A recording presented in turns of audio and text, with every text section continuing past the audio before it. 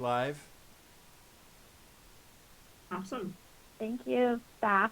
Well, it's so exciting to see everyone's faces. I'm so excited. But from the board perspective, just a quick roll call. We have Brandon Smith, Brittany Present. Horstman, Lisa Myers, Beth McDonald. I see Beth. There's Beth. Amanda Boyer. Yes, there's Amanda. Aaron Woolard and Christina Grant. And I don't think Jack has joined yet. Jack, are you here? I don't see you. I don't think he's here yet. Okay. And Brian, I'll turn it over to you to start with your announcements. Sounds good. Well, I've seen most of you today. There's a few teams I don't meet with on Mondays, but may the 4th be with you. Appreciate all the spirit today around the Star Wars theme. It's also Teacher Appreciation Week, so expect something coming up. I did tease, one group said the food's down in the teacher's lounge. They didn't think that was too fun. So anyway, I tried my joke. Donuts? I tried. Donuts? Today we talked about, especially in levels, Beth set up a cool protocol around Montessori distance learning components. And that just brings up, friends, next year's going to be a wonky year. And it's going to be a hybrid of everything. We have to understand we're in the middle of shifting from hiding from COVID to living with COVID. And we're not sure what that means for next year. It's not going to be your typical summer. We're probably going to have some July work sessions. We got to talk about, the current development of all the different planning around how we open schools. It might be a hybrid of everything. Small group, kids coming at certain times, doing remote work. With all that being said, we're going to have to check in throughout the summer. Also, as you're heading to the building, like most staff will be going in next Monday, you have to bring your own mask. There was no way for us to even buy masks. All those PPE masks go to the frontline workers. So mandated by Polis, you should have your own mask. At the front door will be rubber gloves, spray, things like that. So follow the chart that was sent out in the Monday memo. Come into the building at those times.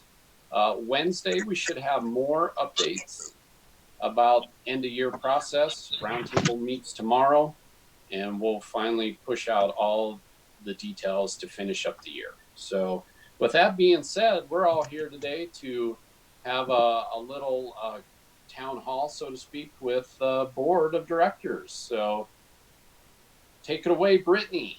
Awesome. Thank you. Thank you, Mr. Brian. Oh, I forgot something, Brittany. I'm sorry. Oh, go ahead.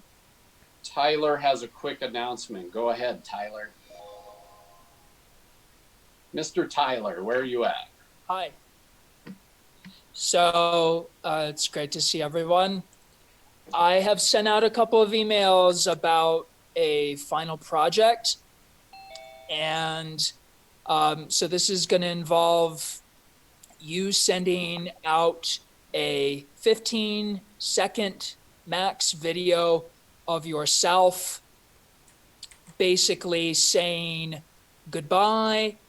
In the email that I sent out, I also said that Miss Liz had a good idea with a proverb or a quote, something that is good for saying goodbye, giving people good wishes.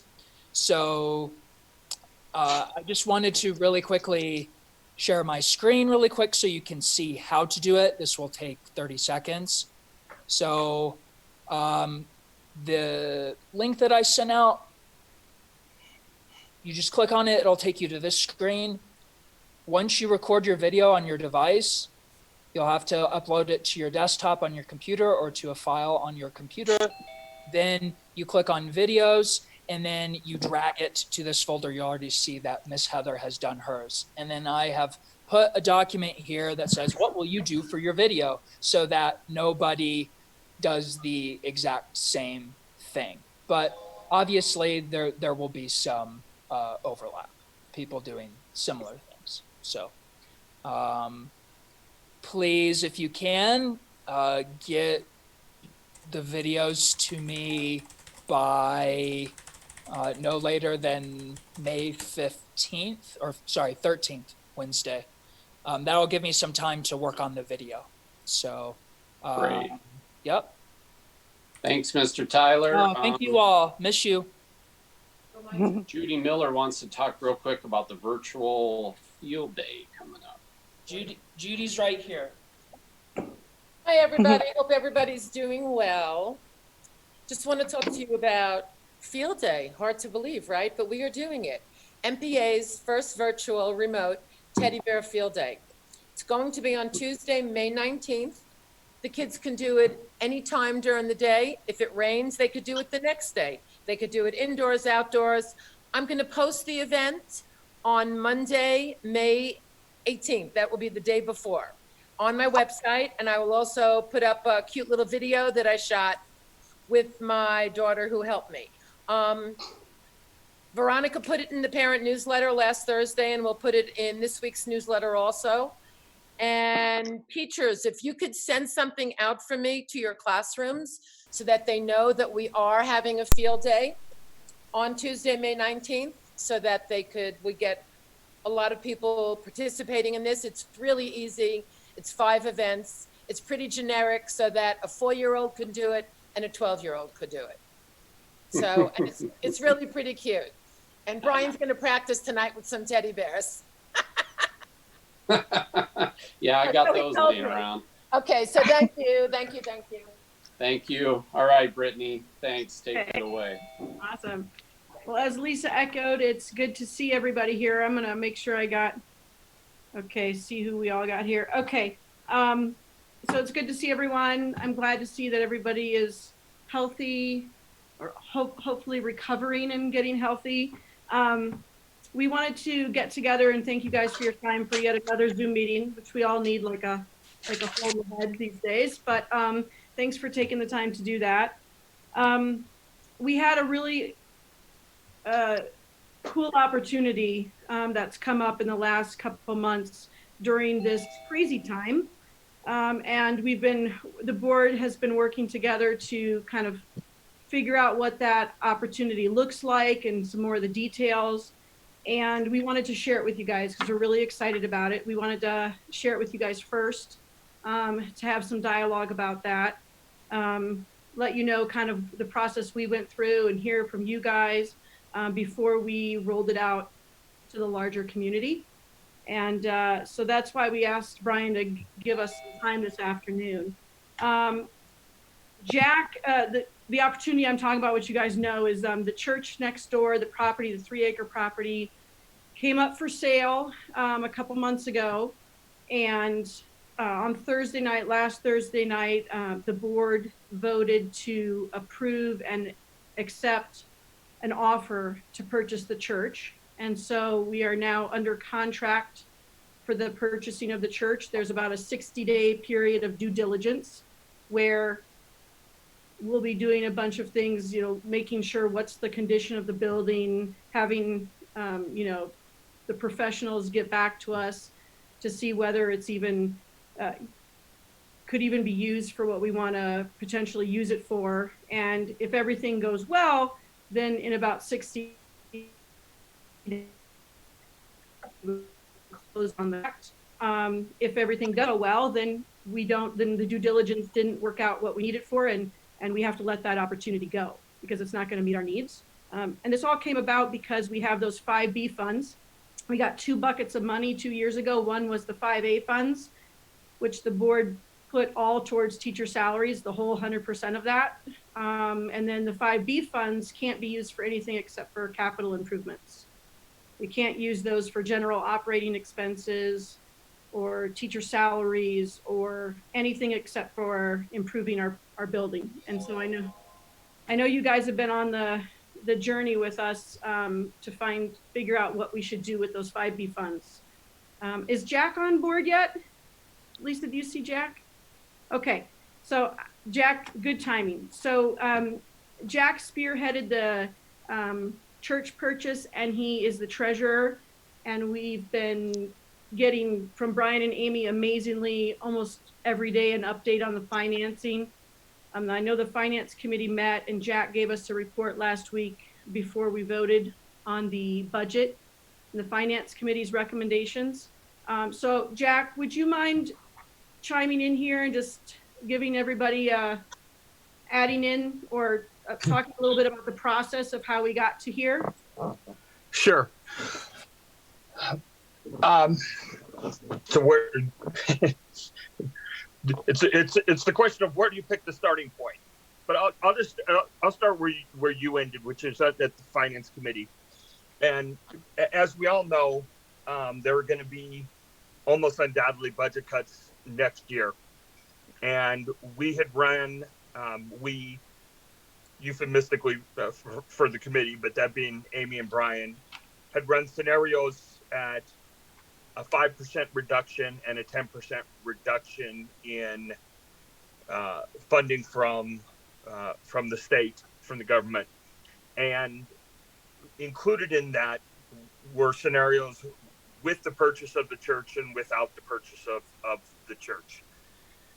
And everybody thought that it was important to have a full understanding of the financial picture prior to making any vote. And all of this was presented to the board prior to the vote. The couple of things that I think are very important are to note that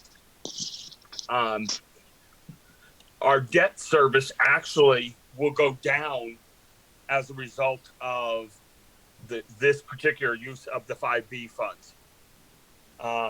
And we have allocated in the budget under any of the different scenarios about $78,000 as expenses for the church, utilities, snow removal, at least a part-time facilities person, etc. We're also working on, shall I say, creative ways to use 5B funds, the remaining 5B funds. I'm sorry, I'm getting distracted by the tour of the house.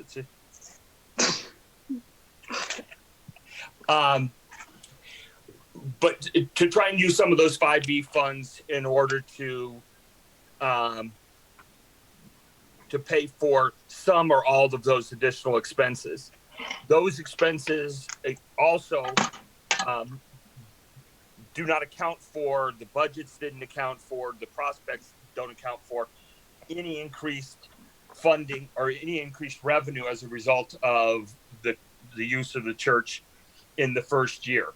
And so, for example, and though we have, this has not been decided upon in any way, shape, or form, but as an example, I think we all could envision a scenario next year where homeschool demand is greater than it was this year or has been in the past. And there are a number of scenarios where we could use the church kind of as a plug and play for an increased capacity for homeschool, for example, which would then increase revenue. And one of the underlying thoughts with respect to the church and that building was the idea that looking forward, we're not likely to see significant gains in revenue coming from government entities anytime in the near future. As we all know, that if the government takes it away, they may give it back, but it's going to be a slow process.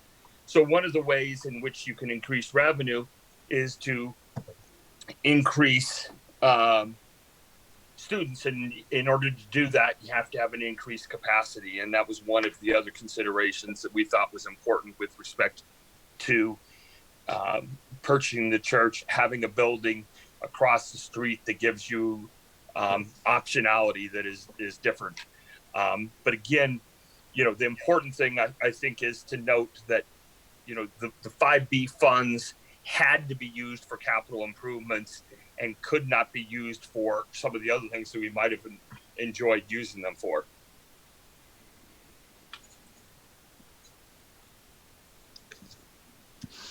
Brittany, you want to hop back in? Sure.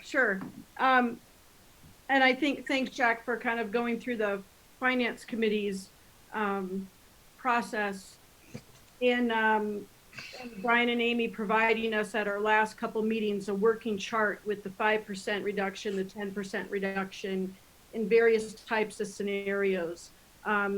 There was an option, and I don't know, Jack, I don't think I heard you say this, the option of simply using our 5B funds to pay down our debt. And when we refinance, that was a possible option that we had looked at, but when we consulted with our bond counsel, because of federal tax laws, we cannot pay down our debt until late of 2021, because the period to do that has passed. And because the district told us we could do it whenever we wanted to, but when we consulted with counsel, when we wanted to get the money, they said, oops, sorry, you can't. And so that option actually is not on the table for us either. So the funds that are sitting there, we can only use at this time for actual capital improvements, like Jack said. Hey, Brittany, can I jump back in? I'm sorry. Sure. Tag, you're it. So, but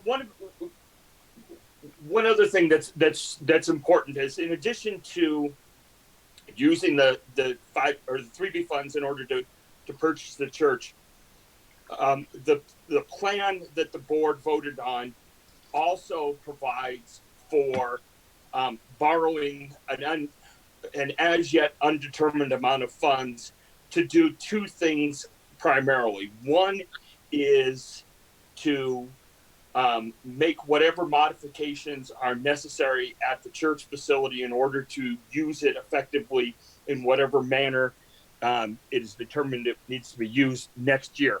But the other important part, and a very important part, is, we did all of that master planning for kind of a renovation of the school, if you want to call it that.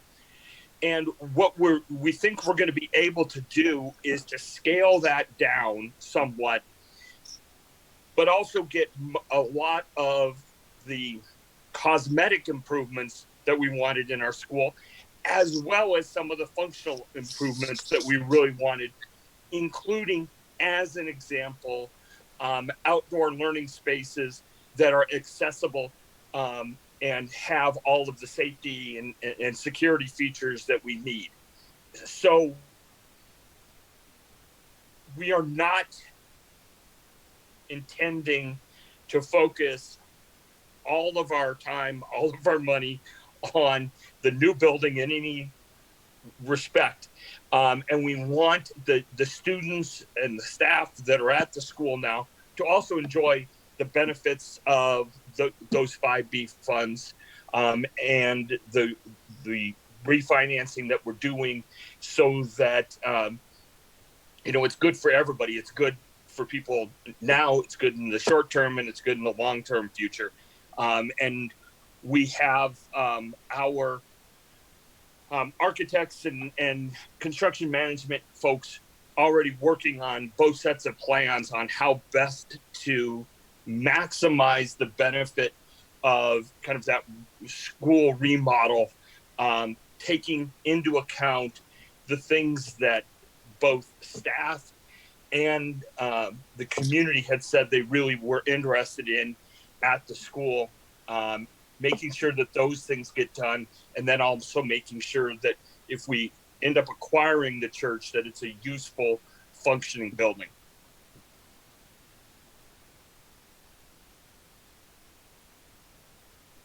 I'm done now. Okay. It's hard to tell. That's hard to, don't want to interrupt. So that's kind of, I guess, more in the weeds, I guess, than maybe I see eyes are, there's a lot of details going on there, and there's a lot coming at us all at once right now. So, but that is those are the kind of details that we've been grappling with over the last couple months, to making sure that we can talk with Amy and Brian, talk with the finance committee, and see what those various scenarios look like. Because as I'm dealing with my own family, I don't know what 3 months in the future is going to look like. And so I think we're really trying, as a board, as a group, we're trying to improve and keep moving forward and growing as a school, but keep the maximum amount of flexibility there for Brian and to recommend and to partner with us to figure out how we can best use what we have to meet the needs that are going to be changing in the next couple months. Lisa, you had something? I didn't mean to. I thought I heard you. Oh, no, sorry. I'm struggling with my microphone today. So sorry. Oh, okay, no worries. Brittany, can I jump in for just a second? Great, yeah, absolutely.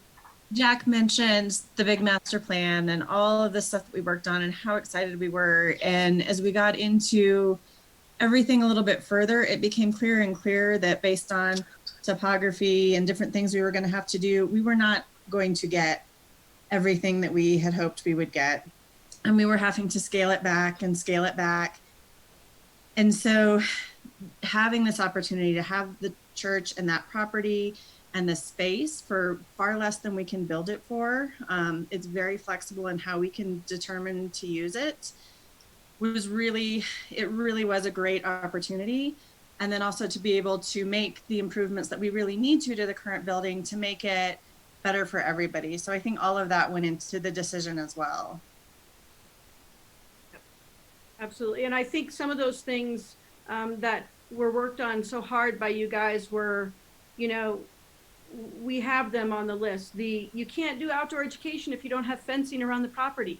You have to have secure students. That's a top 5 one, right? For the funds that we have to improve our building. Interior renovations, right? New carpet, those kind of things that are just necessary things.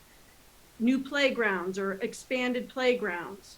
Get that, the temp building off there so you can have even more playground. Improving the front vestibule so that we're secure like most other schools and we're up to date with the security practices of most other schools.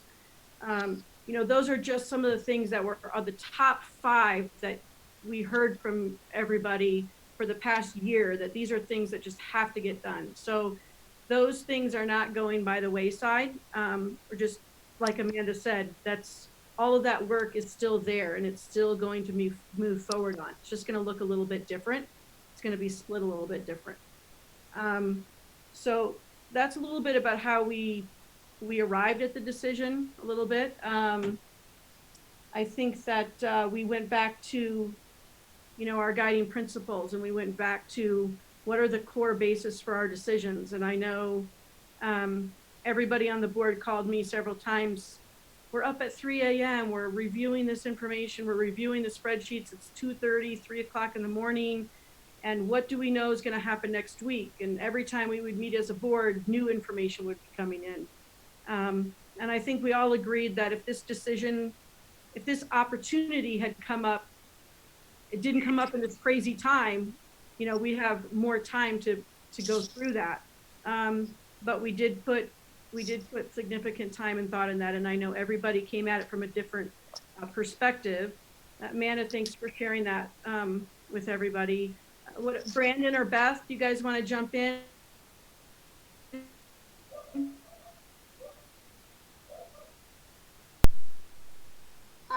I could share kind of how I came to my yes vote on it.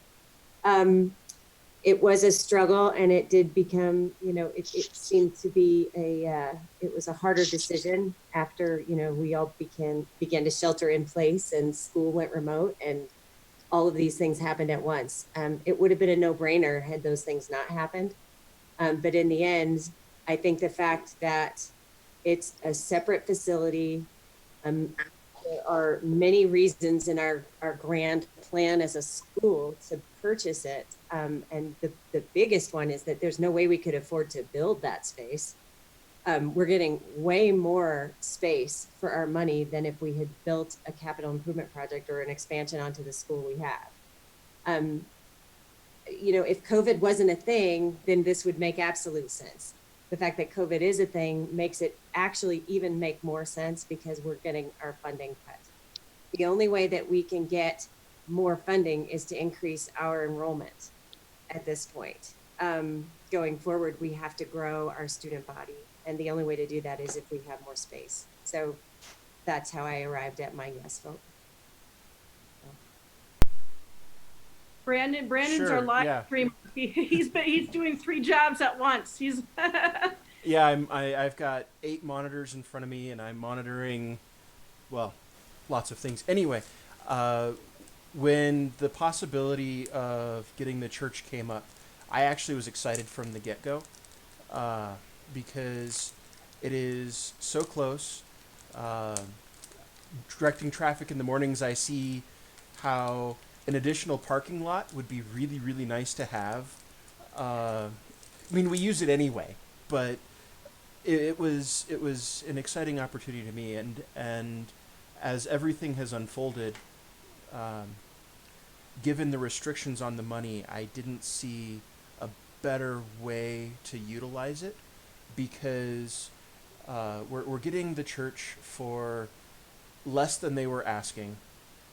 They were asking a very reasonable price, so we're getting a good deal on it, and I've had hopes for a middle school, because that's just me as a parent.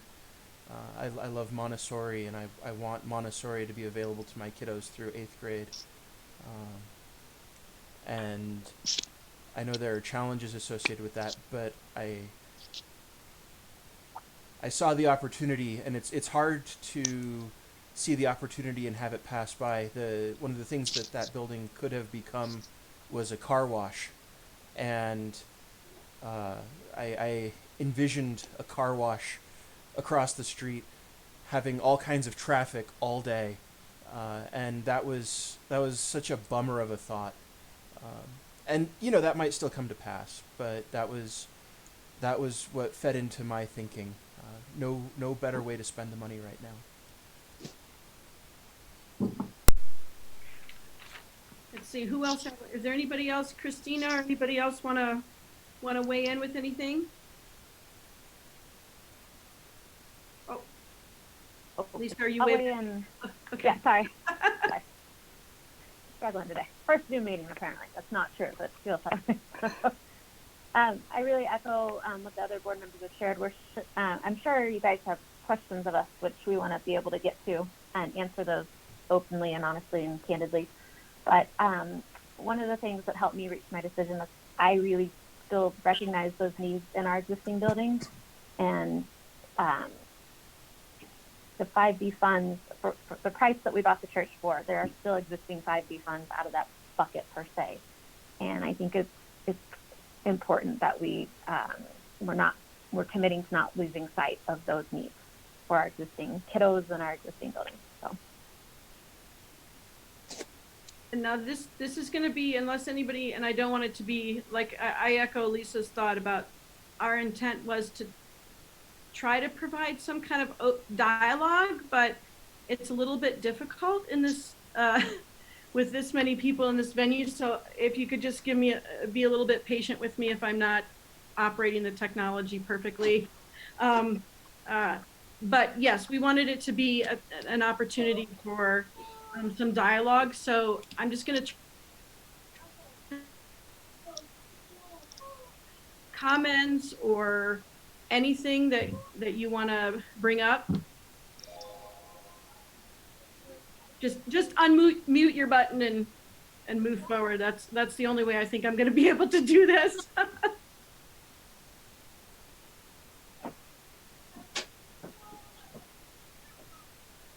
Nobody? Brittany, Yep. if you view the participants, we can use the raise your hand feature. Okay. Let's see.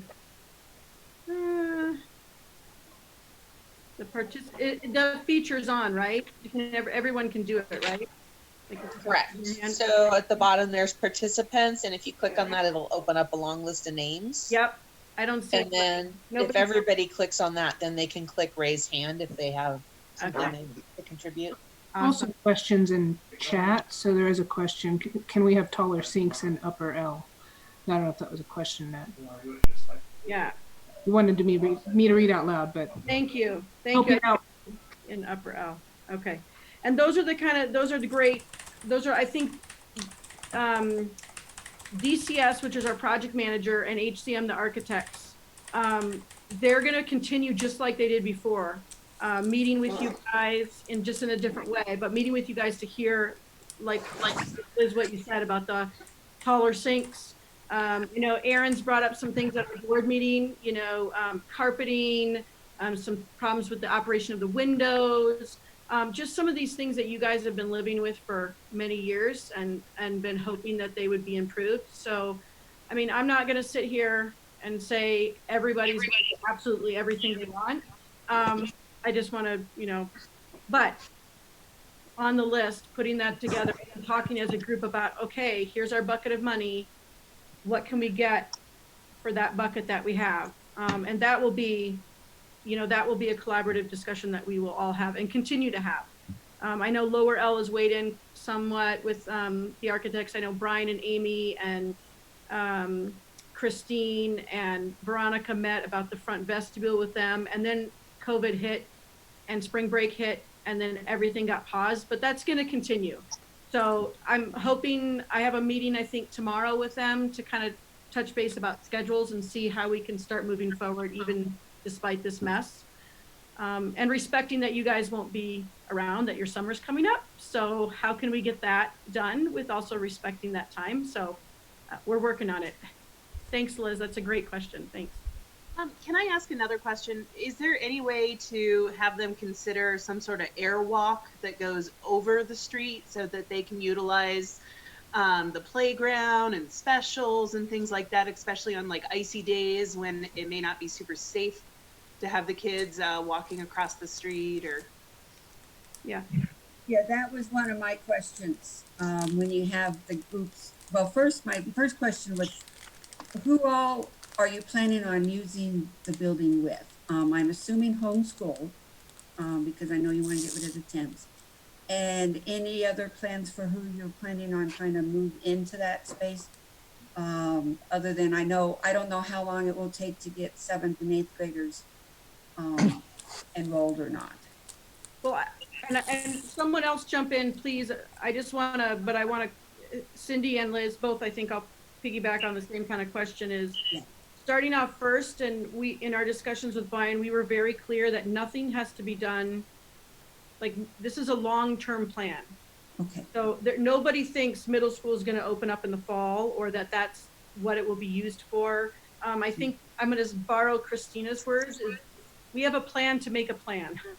I know that but nobody's rushing anything, I think, is the highlight out of that. Nobody says, well, this opportunity came and let's just throw something together. I think that is nobody on the board that I know would ever approve of a plan going forward that way. So if you ask about, who do we plan to put over there, or that would be a collaborative discussion with everybody.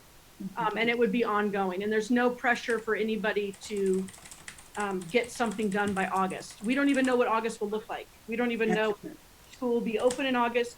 So anybody else? Yeah, Brittany, can I add? Yep. So a couple of different things.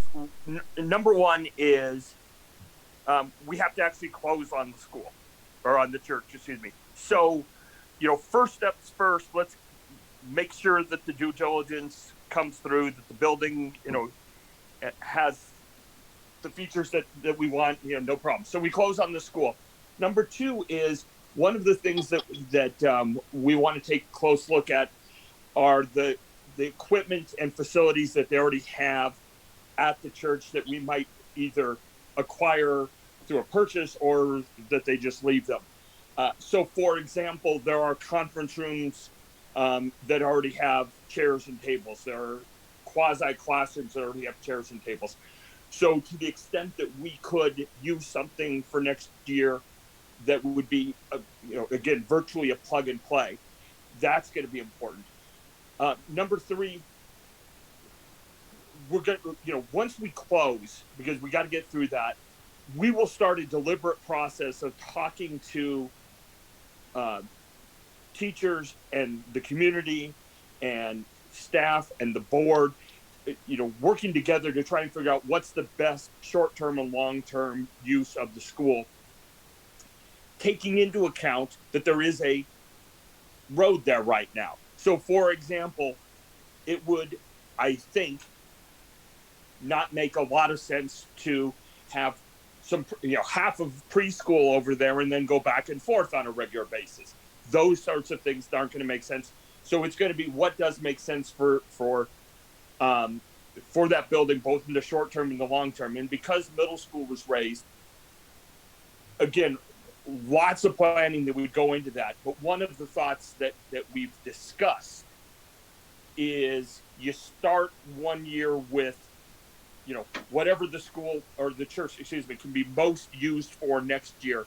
And then perhaps what you do is you set a timetable of the next 2 years to try to add a 7th grade 1 year and an 8th grade the next year, as an example, so that you're looking long term, but you're also not trying to do everything all at once. And that gives us, again, an opportunity to make sure that everybody's interests are being listened to and taken into account when we're deciding how best to go forward with that building and the opportunities it presents. And now I'm done again.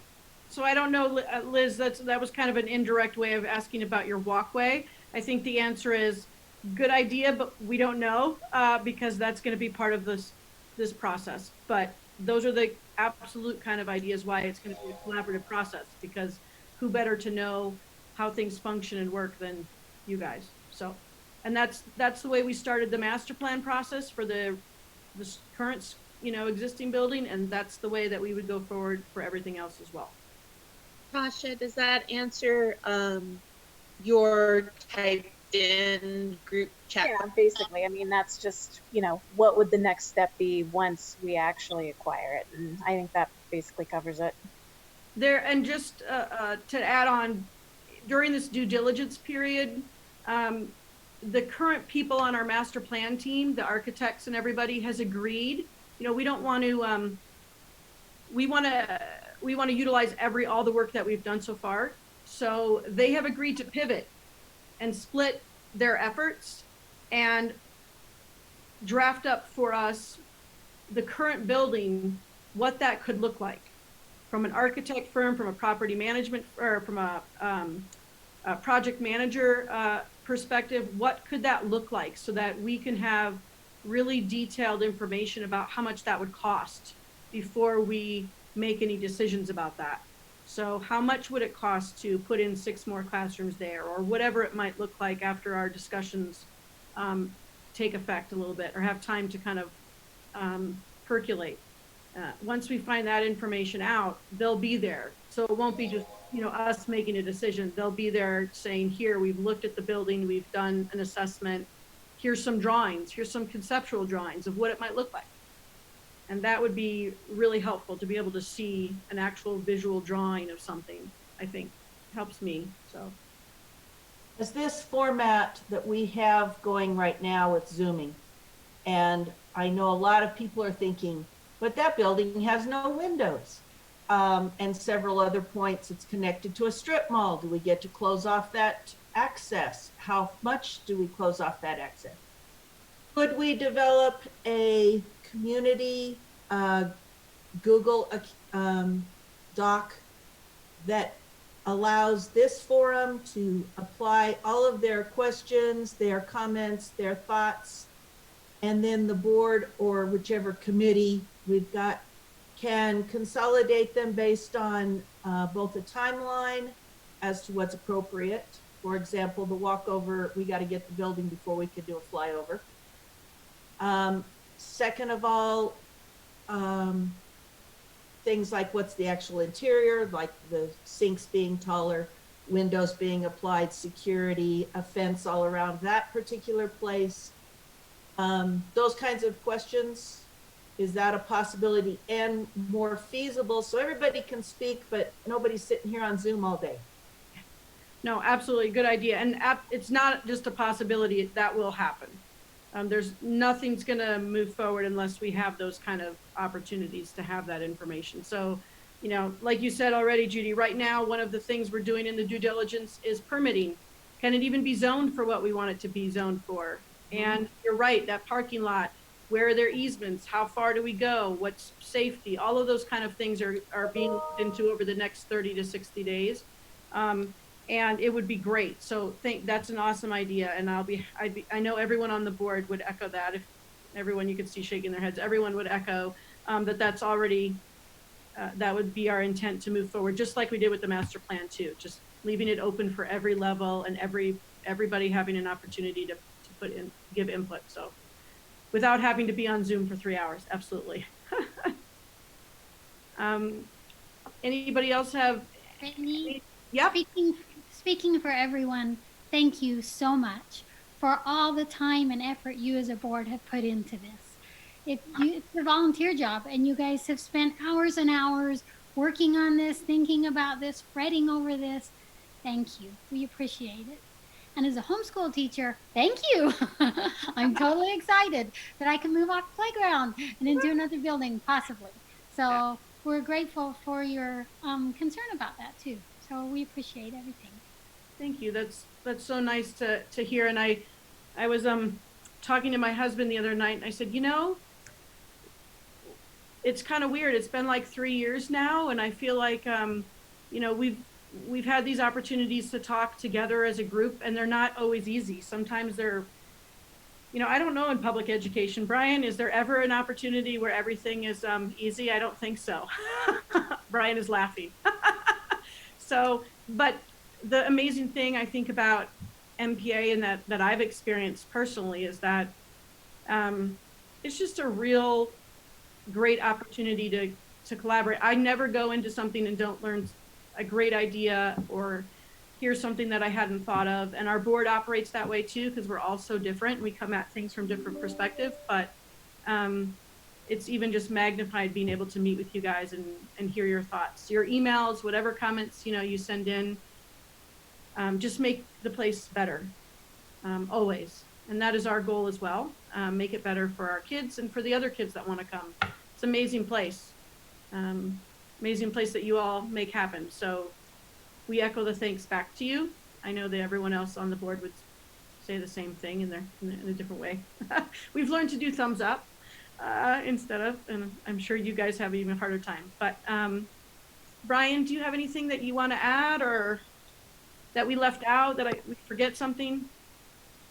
I think I've tried to echo where the board is at along the way with the Zoom meetings. Yeah, but it's complicated. It comes down to a bunch of tough decisions. Price per square foot really, in my mind, was the way that sold the deal. Again, I didn't get any vote, but the board really weighed over it, pros and cons. At the same time, Amy and I are trying to brace for all these budget restrictions that we're going to be undergoing next year. So it's a complicated time. We don't have all the answers, but the board made a decision, and you have to. That's tenacious work there. You know, to say, you know what, we found a different way to do the work. I did echo that we really need to upgrade the main campus as well. So that's where the refinance really comes in. We got to upgrade security. We got to get teachers what they need in classrooms. The building's aging, and it's showing some of that. So we need to free up some capital at the same time, but also use the 5B funds within the time frame we need to. So sometimes the universe works in mysterious ways that all of a sudden the church comes up for sale at this point. So off we go. It's uncharted territory, but as I've said in Zoom meetings, even COVID has created opportunities for us to think differently, and this one's no different. Yeah, I mean, I think and Lisa, correct me or add on, but we are excited for the fall. I know that's not, that's kind of crazy to say, but we're excited because of the amazing work that you guys have done. It's phenomenal. I mean, for a Montessori school to have 48 hours to do this and to be treating the kids and their families, because I know you're not educating just students, you're educating entire families, and all different kinds of families. So to be able to continue to do that has really allowed us to stay focused on next year and 5 years and 10 years from now, which is this is what we're supposed to do. And it's amazing that we can do that because of such the amazing work going on. So For sure. Back to, I mean, I tell everyone I know, I'm like, my school turned this around in 48 hours. We didn't sit back for 3 or 4 weeks. Yeah. Turned it around, and we're a hands-on learning environment, and we went all digital. So we did it. And by we, I mean you guys. So thank you. This is a weird time, but you guys are rocking it. And so that's allowed, like Rebecca already said, that's allowed us to focus on this. So, yeah. So unless anybody else wants to weigh in, that's all that we have from the board. Tomorrow night we'll have our annual community meeting with the parents. It's going to be a little different. It won't be kind of a dialogue because it's too unmanageable with so many people. So we're going to have questions by chat. But we wanted to make sure that we had this time with you guys first. So thank you for everything that you're doing. Thank you for hanging in there for our kiddos. It was good seeing all your faces. Thanks for all the hard work. The board meets all the time. As Brian knows. All the time. All right. Don't forget the PTA meeting that they're doing a Zoom here at 4:30, so you can jump on that too. Awesome. All right, thanks. Well, everybody. Bye-bye. And I am ending the stream.